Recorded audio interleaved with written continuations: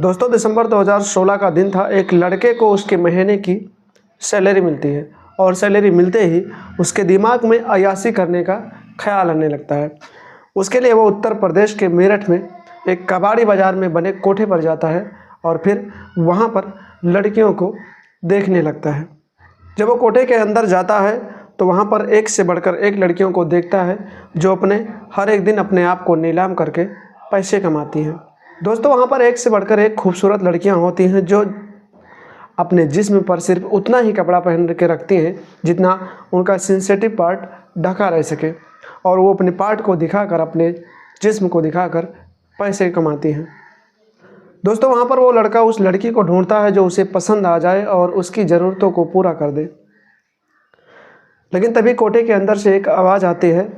उस आवाज़ को सुनकर पूरे कोठे वाले दंग रह जाते हैं। वो आवाज़ होती है, वो एक लड़की अंदर से बोलती है कि भैया आप कहाँ थे और आप यहाँ कैसे आ गए। जब वो लड़का उस लड़की को देखता है तो वो लड़की कोई और नहीं होती है बल्कि उसके गांव की ही लगभग 5 साल पहले गायब हुई एक नैना नाम की लड़की होती है, जो इतने दिनों बाद उस लड़के को उस कोठे पर नज़र आती है। जो लड़की रिश्ते में उस लड़के की बहन भी लगती है। उसके बाद दोस्तों वो लड़का उस लड़की से पूछता है कि तुम यहाँ क्या कर रही हो, तुम्हारे घर वाले तुमको कितना ढूंढे हैं और तुम कहाँ गायब हो गई थी। दोस्तों वो लड़की बोलती है कि भैया आपको यहाँ कुछ नहीं बता सकती, क्योंकि यहाँ कुछ बताऊँगी तो लोग डांटेंगे। चलिए अंदर रूम में, मैं आपको पूरी कहानी अपनी जो भी मेरे ऊपर बीती है, जो भी मेरे ऊपर कष्ट बीते हैं, पूरी कहानी आपको विस्तार से रूम में बताती हूँ। दोस्तों लड़की उस लड़के को लेकर रूम में जाती है और फिर अपनी कहानी उससे बताने लगती है। नमस्कार, प्रणाम दोस्तों, मैं आप सबका यार दोस्त अजय राज और आप देख रहे हैं हमारा YouTube channel the story of AK। दोस्तों वीडियो में आगे बढ़ें उससे पहले आपसे रिक्वेस्ट है कि आप लोग हमारे वीडियो को लाइक कर दें और हमारे चैनल को सब्सक्राइब ज़रूर कर दें, क्योंकि आप लोग जब चैनल को सब्सक्राइब करेंगे तो हमारा हौसला बढ़ता रहेगा। चलिए दोस्तों वीडियो में आगे बढ़ते हैं, पूरी कहानी विस्तार से जानते हैं। दरअसल दोस्तों वो लड़का और वो लड़की पश्चिम बंगाल की रहने वाली होती हैं। वो लड़की अपनी कहानी उस लड़के से बताने लगती है और पूरी कहानी बताती है कि जब मैं स्कूल से पढ़ के आ रही थी तभी अचानक रास्ते में एक कार रुकती है और कार में मुझे खींच कर बिठा लिया जाता है और फिर मुझे ऐसा कोई इंजेक्शन दे दिया जाता है जिससे मैं बेहोश हो जाती हूँ। और उसके बाद जब मुझे होश आता है तो मुझे खुद नहीं पता होता है कि मैं कहाँ पहुँच चुकी होती हूँ और मुझे इस धंधे के लाइन में डाल दिया जाता है। उसके बाद लड़की कहती है अभी जो मैं कर रही हूँ आप तो देख ही रहे हो, मैं किस जगह पर पहुँची हूँ, मेरी स्थिति क्या है, मेरी हालत क्या है, आप देख रहे हो। ये सब बताते बताते नैना रोने लगती है। उस लड़के से नैना कहती है कि मुझे किसी तरह से भैया यहाँ से बाहर निकालो, मुझे ये जगह एकदम नरक लगती है। दोस्तों उस लड़की की रोने की आवाज़ बाहर से एक लड़की सुनती है। जब बाहर जाती है तो लड़की वहाँ आ जाती है और दरवाजे में धक्का मारती है और दरवाज़ा खोलती है और देखती है कि दोनों भाई बहन की तरह बिस्तर पर बैठे होते हैं और बातचीत करते होते हैं। लड़की नैना से पूछती है ये कौन है और तुम ऐसी क्या बातें कर रही हो, मुझे बाहर निकालो, ये नर्क है, ये सब चीज़ें क्या है। फिर नैना कहती है ऐसी कोई बात नहीं है, बस ऐसे ही से बात हो रही थी। वो लड़की कहती है अगर तुम मुझे नहीं बताओगी तो मैं इस लड़के की पूरी बात बाहर वालों को बता दूंगी और फिर इस लड़के का यहाँ से ज़िंदा जाना मुश्किल हो जाएगा। दोस्तों जो लड़की वहाँ पर आती है उस लड़की का नाम शहनाज होता है, वो जो कि बांग्लादेश की रहने वाली होती है। उस लड़की के साथ भी कुछ ऐसा ही होता है जैसा नैना के साथ होता है। नैना उस लड़की के सामने हाथ जोड़ती है और बोलती है कि देख बहन, मेरी ज़िंदगी तो पहले से ही नरक बन चुकी है, मैं बर्बाद हो चुकी हूँ। अगर तू ये बात बाहर वालों को बता देगी तो इस लड़के की भी ज़िंदगी बर्बाद हो जाएगी और मेरी वजह से इसकी जान चली जाएगी। तो ऐसा मत कर, मेरे ऊपर ना सही इस लड़के के ऊपर रहम खा जा। नैना बोलती है ये लड़का मेरे गांव का है और पता नहीं किस तरह से यहाँ पर पहुँच गया है, ये मुझे बचाएगा और हो सकेगा तो तुम्हारी भी मदद करेगा और तुम्हें भी यहाँ से निकालने के लिए कोई रास्ता ढूंढ के निकालेगा। तुम इसके ऊपर रहम कर दो और इसे यहाँ से अच्छे तरीके से जाने दो।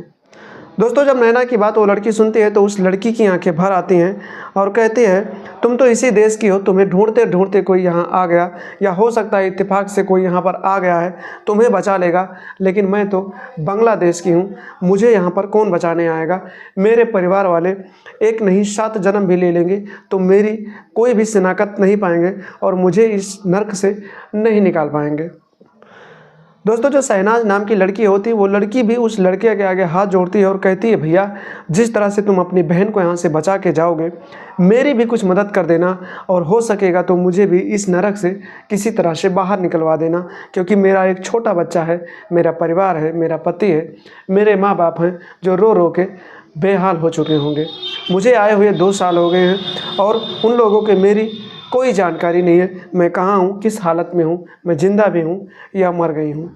दोस्तों जब वो लड़का उस लड़की की दास्तान पूछता है कि आखिर तुम इस जगह पर कैसे पहुँच गई और तुम बांग्लादेश से कैसे चल के यहाँ आई और किस तरह से तुम्हें लाया गया, क्या तुम्हें प्रताड़ित किया गया, जब उसकी कहानी पूछता है तो वो लड़की रोने लगती है और अपनी कहानी उस लड़के को बताने लगती है। दोस्तों वो बताती है कि मेरा नाम शहनाज है और मैं बांग्लादेश की रहने वाली हूँ। मेरी उम्र बहुत कम ही उम्र में शादी हो गई थी, मेरा एक बेटा भी है। एक दिन मैं अपने बेटे को छोड़कर बस कुछ ही पलों के लिए मार्केट गई थी सामान लेने।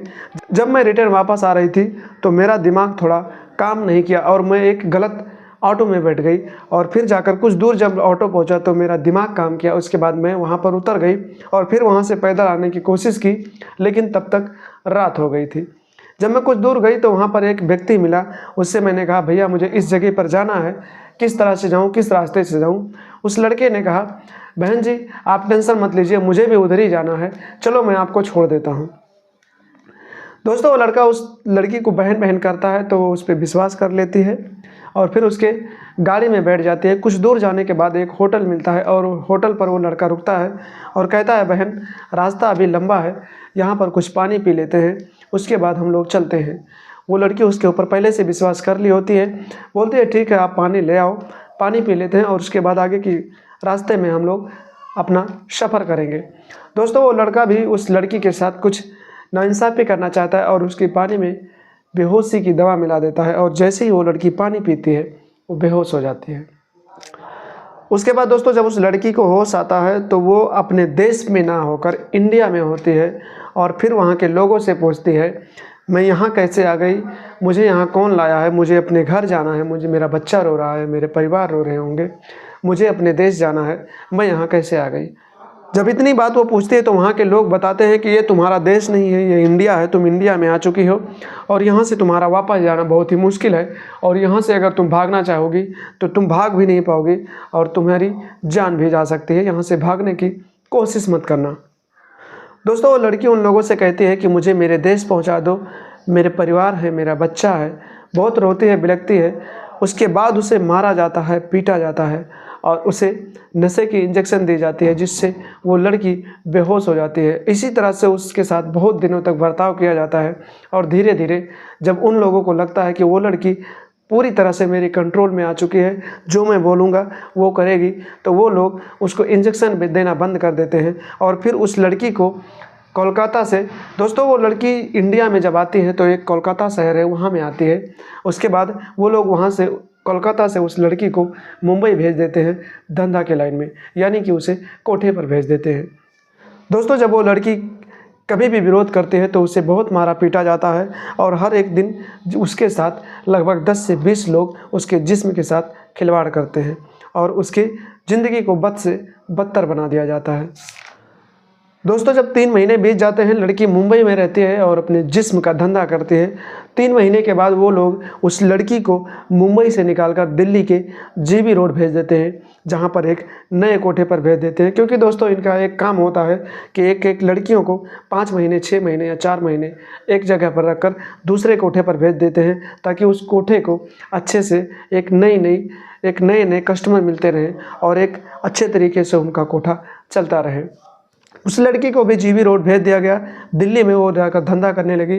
उसके बाद 6 महीने जीबी रोड में रहने के बाद फिर से उस लड़की को वहाँ से निकाला जाता है और उसके बाद उत्तर प्रदेश के मेरठ कबाड़ी बाज़ार में बने एक कोठे पर भेज दिया जाता है, जिस जगह पर वो लड़की रहती है और जिस जगह पर वो लड़का उसको मिलता है, नैना को बचाने आता है।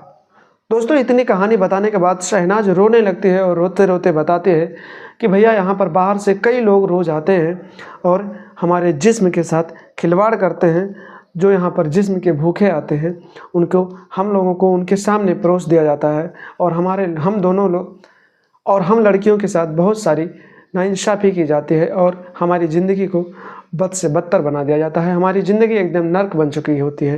वो लड़की कहती है भैया आप यहाँ से जाइए और आप इस लड़की को बचाइए, और उसके बाद हो सकेगा तो इस बहन पे भी थोड़ा सा रहम कर लीजिएगा और मुझे भी इस नर्क से बाहर निकाल दीजिएगा। दोस्तों फिर उस दिन वो लड़का वहाँ से चला जाता है और जाकर अपने सेठ से कहता है मुझे कुछ पैसों की ज़रूरत है। पूरी कहानी उस सेठ को बताता है कि ऐसी ऐसी ये कहानी है और मुझे पैसों की ज़रूरत है। एक लड़की है बांग्लादेश की जो बहुत ही सितम की मारी हुई है और उसकी ज़िंदगी को लोगों ने नर्क बना दिया है। हो सकेगा तो उसे भी उस नर्क से बाहर निकालना है।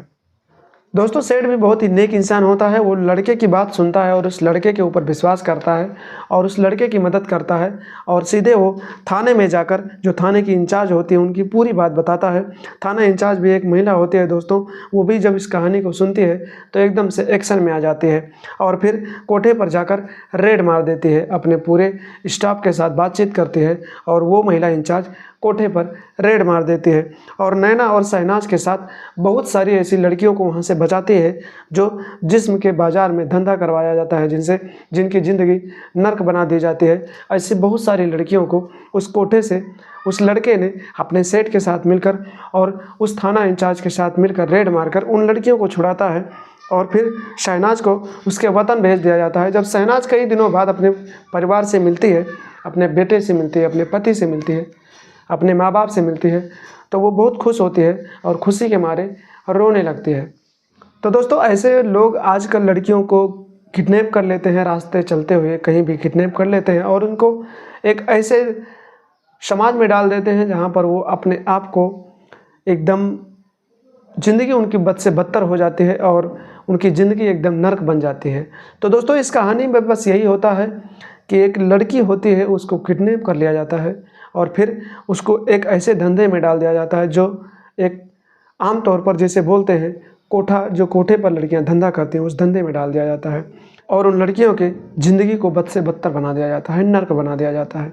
तो दोस्तों आप लोग भी वीडियो में कमेंट कर बताएं आप लोग ये वीडियो कहाँ से देख रहे हैं और ये कहानी आपको कैसी लगी, कैसी इस लड़के ने जो किया वो सही किया या गलत किया, आप हमारे वीडियो में कमेंट में ज़रूर बताइएगा। और आपको जो कहानी लगी अच्छी लगी होगी या कोई कमी होगी तो उसको भी आप लोग कमेंट बॉक्स में बताइएगा, क्योंकि अगर मेरी कोई गलती होगी आपको अच्छी ना लगी तो उसका सुधार कर लिया जाएगा। तो दोस्तों बस इतना ही, मिलते हैं एक नई कहानी के साथ एक नई वीडियो में। तब तक के लिए जय हिंद, जय भारत, नमस्कार, प्रणाम।